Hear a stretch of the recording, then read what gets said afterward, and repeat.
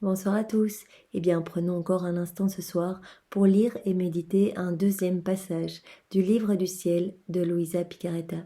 Au nom du Père qui m'a créé, du Fils qui m'a sauvé et du Saint-Esprit qui me sanctifie. Amen. Jésus, je me plonge à nouveau en toi, dans ta divine volonté. Je prends tout ce que tu es, tous tes attributs divins, je les prends tous. Je les mets dans mon cœur, vraiment, je les fais macérer dans chacune de mes cellules, dans tous mes organes. Je veux vraiment me remplir de toi, Seigneur. Et je veux bien prendre tout ton amour et ajouter mes je t'aime et tout te réoffrir, Seigneur, pour te glorifier au nom de tous les hommes, de toutes les générations, que tu puisses entendre continuellement bien, nos cris d'amour, vraiment d'une seule voix, comme si toute l'humanité bien, venait maintenant, ce soir, se jeter à tes pieds pour te dire Jésus, tu es vraiment notre Seigneur, notre bien, notre tout, et nous voulons te donner nos vies pour que tu puisses t'en servir, que nous puissions tous devenir des instruments d'amour, de paix et de miséricorde pour que ton royaume arrive plus vite, celui de la divine volonté, et bien que nous puissions être de bons instruments pour que ce règne arrive et soit accéléré. Merci Seigneur pour tout ce que tu nous donnes, c'est incroyable, tout cet amour, pour ta miséricorde infinie pour chacun de nous. Et je veux vraiment te remercier avec tes propres remerciements à toi Jésus. Je veux te laisser toute la place, je veux vraiment que tu viennes à chaque instant dans mes actions, dans mes pas, dans mes paroles, dans mes regards, dans mes pensées. Je veux que ce soit toi, tout le temps. Je veux tout faire par toi, pour toi et en toi, Seigneur. Alors ne me laisse plus rechuter dans ma volonté propre. Dès que tu me verras quitter la divine volonté, viens me rechercher. Fais battre plus fort mon cœur que je puisse me laisser attiré par de bonnes inspirations et que je puisse revenir à toi à la prière, te demander pardon et vraiment m'unir à toi à nouveau. Vraiment Seigneur, ne me laisse pas chuter, ne me laisse pas m'enorgueillir au point de ne pas revenir vers toi. Garde-moi toujours enchaînée dans ton divin cœur et que les flammes de ton amour puissent vraiment me brûler complètement. Je te demande cela pour moi et pour tous les hommes de tous les temps. Viens embraser mon âme et envoie-moi vraiment ton Esprit Saint à chaque instant que je puisse être une torche d'amour pour toi ici-bas sur la terre. Merci Seigneur, et viens maintenant disposer mon cœur, mon intelligence pour que aucun de ces mots que tu as bénis dans ces écrits du ciel ne puisse se perdre et que ce nouveau passage que tu nous donnes puisse porter du fruit pour ta gloire, puisse vraiment t'apporter une source de joie, que nous puissions tous devenir des sources de réjouissance pour toi Seigneur. Merci Seigneur, et viens maintenant parler à travers ma bouche, que ce soit toi qui médites ce passage en moi. C'est vraiment complètement uni à toi que je vais méditer ce passage. Alors nous avons le passage du 12 mars 1919. Donc je continue, nous avançons bien dans le tome 12. J'étais dans mon pauvre état quand mon doux Jésus se présenta brièvement. C'est Louisa qui parle. Il me plaça tout près de son cœur et me dit « Ma fille, si la terre n'était pas mouvante et ne comportait pas de montagnes, elle jouirait beaucoup plus du soleil, puisqu'il serait toujours au plein jour. » Bien oui, le Seigneur montre à Louisa que si la terre ne bougeait pas constamment, elle serait toujours illuminée par le soleil. Ce qui n'est pas le cas de par sa rotation. Il y a des moments où évidemment c'est la nuit. Et voilà. Sa chaleur serait la même partout. Donc si elle était constante, la terre, et qu'elle ne bougeait pas, sa chaleur serait la même partout. Et ainsi, elle serait plus féconde. Mais parce qu'elle est en motion continuelle, donc en rotation continuelle, et elle est formée de lieux élevés et de lieux bas, il y a des montagnes, etc. Elle ne reçoit pas uniformément la lumière et la chaleur du soleil. Une partie de son sol reste dans le noir à un moment et une autre partie à un autre moment. Certaines parties reçoivent très peu de lumière. De par évidemment les parties au pied des montagnes sont souvent à l'ombre. De nombreux terrains restent stériles à cause des montagnes. Voilà. Qui empêche la lumière et la chaleur du soleil de les pénétrer en profondeur. Et combien d'autres désavantages. Donc le Seigneur prend vraiment cet exemple pour montrer que l'inconstance, le fait de tout le temps bouger, à un moment on est dans la divine volonté, le lendemain on n'est plus très sûr, on quitte cet état de grâce et on se dit en fait je retourne à la chose du monde parce que voilà, la vie est courte et qu'il y a quand même des chouettes petites jouissances ici sur la terre, voilà, il y a des petites choses, petits plaisirs furtifs et voilà. Eh bien le Seigneur dit non, il nous appelle à nous fixer sur lui. parce que c'est une valeur sûre et que c'est le seul chemin. Vraiment, Jésus est le seul chemin pour nous amener au paradis et faire de nous ici-bas des saints des derniers temps, les apôtres des derniers temps. Il veut nous donner le meilleur.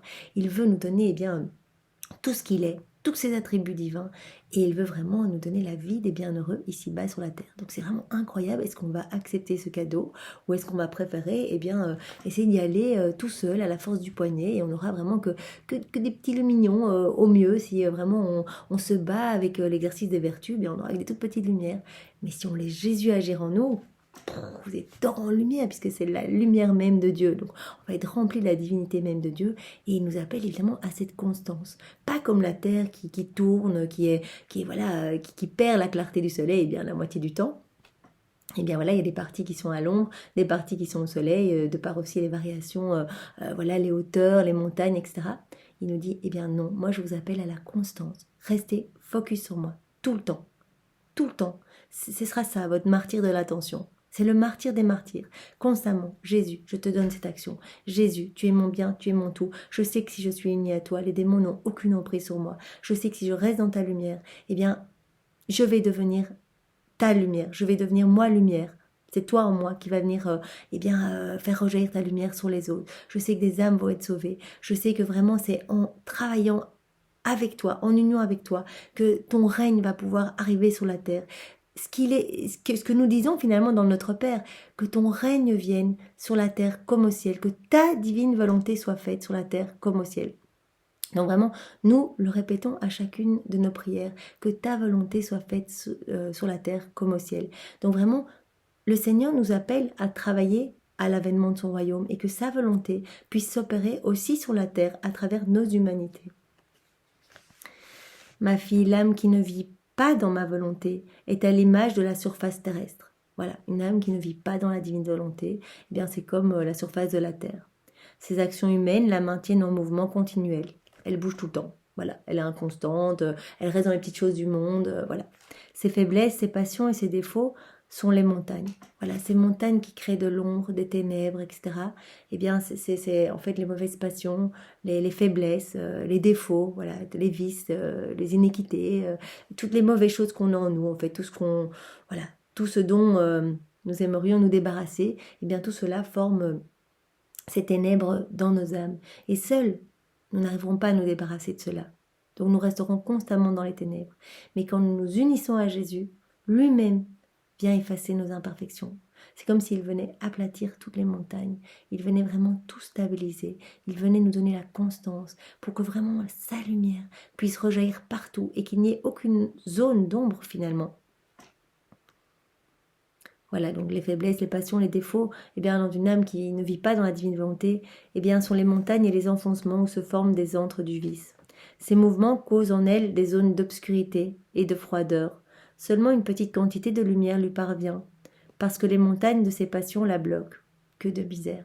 Donc vraiment, même si une âme était tout à fait bien disposée, avec de bonnes intentions, des prières, etc., avec une toute petite quantité de lumière qui arrive, si elle n'est pas unie à Jésus, en fait, si elle y va avec sa volonté propre, elle recevra une toute petite quantité de lumière, exactement comme nous avons vu dans l'exemple, la terre qui bouge constamment, qui est animée, l'âme qui ne vit pas dans la divine volonté est animée par ses passions, par ses défauts, par sa volonté, etc.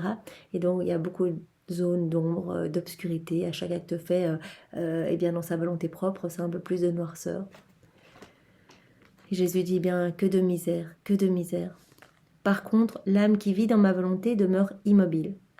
Voilà, quand on se fixe en Jésus, Jésus prend l'exemple, voilà, l'âme qui se fixe en moi, qui s'abandonne entre mes mains, devient comme immobile, et donc peut être irradiée de ma lumière, peut être irradiée. C'est vraiment ça le terme, moi, qui me chauffe le cœur, c'est vraiment quand nous nous plaçons vraiment en face de Jésus et que nous disons, voilà Jésus, nous voulons nous unir à toi, il vient dans notre cœur et il irradie toute notre personne de sa présence. Et sa lumière va toucher autour de nous, mais pas que autour de nous, sa lumière va toucher toutes les générations de tous les temps. Tous les hommes vont recevoir quelque chose de cette union que nous vivons avec Jésus. Ma volonté aplanit les montagnes. les montagnes de ses passions. Voilà, les montagnes représentent vraiment nos passions, nos péchés, voilà, nos changements d'humeur, etc. Et comme Jésus le dit tout le temps dans les livres du ciel, eh bien vivre dans sa divine volonté, c'est vraiment accepter qu'il vienne faire ce grand nettoyage dans notre âme. Il vient aplanir nos mauvaises passions, il vient gommer nos imperfections, il retire tout, il vient vraiment nous transformer en profondeur pour épurer notre âme, la vider complètement de toutes ces mauvaises choses pour qu'il ait toute la place pour lui, en fait la place de se sentir bien et de pouvoir agir librement. De telle façon qu'elle est complètement nivelée. Ainsi le soleil de ma volonté brille sur elle, comme il le veut. Il n'y a pas d'endroit caché où sa lumière ne brille pas. Pourquoi donc t'étonner que je rende l'âme qui vit dans ma volonté plus sainte en une seule journée que pendant 100 ans pour l'âme qui n'y vit pas? C'est incroyable.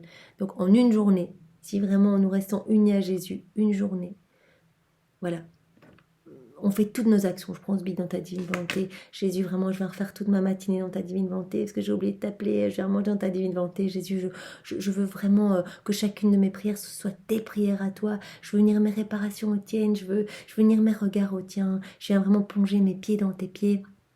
Pour que mes pas soient tes pas, je veux que tous mes pas soient sanctifiés par ta présence, je veux que mes mains soient dans tes mains, je veux que toutes mes actions soient divinisées par toi Jésus, je veux que tout soit fait par toi, pour toi et en toi. On essaie de faire ça une journée, vraiment dans la constance, dans l'amour.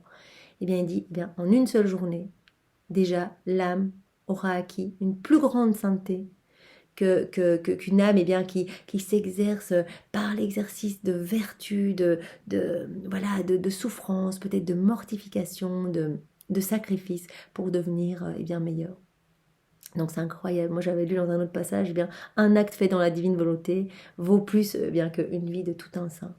Parce qu'il est fait par Jésus. Donc cet acte est divin, éternel, alors que des actes humains, aussi beaux soient-ils, ne restent qu'humains, n'ont pas cette portée éternelle et infinie.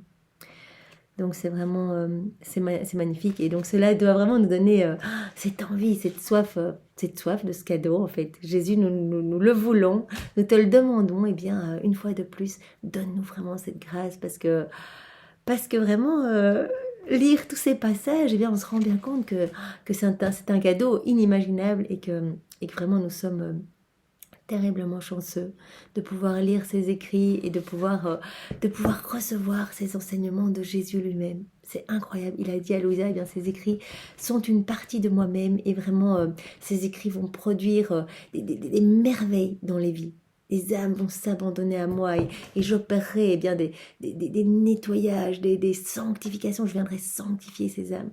Donc vraiment, c'est ce que nous voulons, Seigneur. Nous voulons cette grâce de l'abandon et donne-nous également la grâce de l'humilité, que nous puissions plonger chaque minute, chaque seconde de notre vie, notre orgueil dans ton humilité à toi, pour que nous puissions devenir les derniers des derniers et que nous puissions vraiment mourir à nous-mêmes, mourir à notre ego, mourir à notre amour propre, à toutes ces choses qu'on essaye de mettre en avant, à essayer d'avoir le dernier mot, etc. Seigneur, que nous puissions vraiment tout faire mourir pour te laisser toute la place. Il n'y a que toi qui compte et finalement notre vie, si elle ne t'est pas offerte, elle est perdue, elle ne sert à rien. Alors vraiment donne-nous cette soif et vraiment que notre amour pour toi grandisse de jour en jour, passage après passage, que tu puisses nous donner cette grâce de t'aimer chaque jour davantage, encore plus, encore plus, encore plus. Et nous voudrions vraiment que tu nous échanges ta vie avec notre vie et que tu nous donnes ton cœur à toi, que nous puissions aimer avec ton cœur à toi, avec ton amour à toi. Et nous allons te donner notre cœur, fais-en ce que tu veux, Seigneur. Et vraiment, donne-nous ton cœur à toi. Parce que, voilà, avec ton amour, nous sommes sûrs que nous allons aimer d'un amour parfait. Merci Seigneur, avec tes propres remerciements, nous t'aimons, nous t'adorons, nous te louons, nous te bénissons dans ta divine volonté, au nom de tous, avec tes louanges, tes adorations, ton amour, tes bénédictions. Et vraiment, nous sommes fous de joie d'être tes enfants, Seigneur. Alors vraiment, aide-nous à rester dans ta lumière et à rester le regard fixé sur toi continuellement. Au nom du Père et du Fils et du Saint-Esprit. Amen. Soyez tous bénis et passez une belle soirée. Au revoir.